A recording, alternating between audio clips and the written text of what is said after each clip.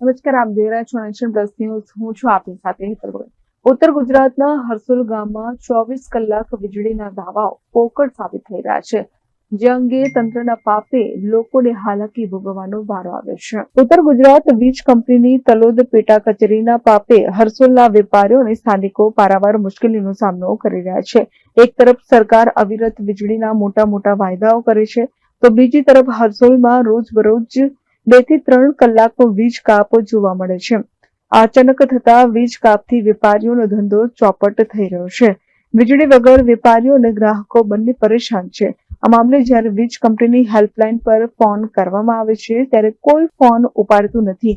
અધિકારીઓને અનેક રજૂઆતો કરવામાં આવી છે, છતાં નબળા અધિકારીઓ કોઈ જ કાર્યવાહી કરતા નથી. પરિણામે સ્થાનિક લોકો અને વેપારીઓમાં તંત્ર સામે ભારે રોષ જોવા મળી રહ્યો છે. હરસોલ ગામની જનતાની વારંવાર જીબીમાં કમ્પ્લેન ધરાવવા છતાં પણ લાઇટના ધોધિયા દિવસે વધતા જ જાય છે.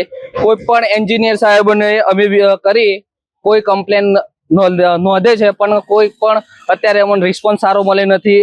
એમાં જીબી એન્જિનિયર ચૌહાણ સાહેબ, બામણીયા સાહેબ, વારન સાહેબ આ લોકો કે કરી આપશું, ફોન આવો, ફોન રિસીવ કરતા નથી. વાયરમેનો એમ કે અમારા જોડે સ્ટાફ ઓછો છે, તો અમારા દિવસે વેપારીઓને ધંધા રોજગાર વાળા છે, બરોબર, તો એમને કામ કઈ રીતના કરવું એ ખબર નથી. સોમવારે નહીં લાઇટ, મંગળવારે નહીં, બુધવારે નહીં, દિવસમાં રોજ 2 કલાક છતાં લાઇટ જતું રહે કોઈ દિલ્હી. પણ અત્યાર સુધી કોઈ આ 2 વર્ષથી થાય છે, બરોબર, લાઇટ નો પ્રોબ્લેમ, પણ અત્યાર સુધી કોઈ પગલા લેવામાં આવ્યા નથી. Jitendra Solanki, Nation Plus News, Sabarkantha. સમાચારોના સતત અપડેટ મેળવવા માટે અમારી નેશન પ્લસ ન્યૂઝની યુટ્યુબ ચેનલને સબસ્ક્રાઇબ કરો, બેલ આઇકન દબાવો અને જોડાયેલા રહો ફેસબુક, ઇન્સ્ટાગ્રામ અને ટ્વિટર પર.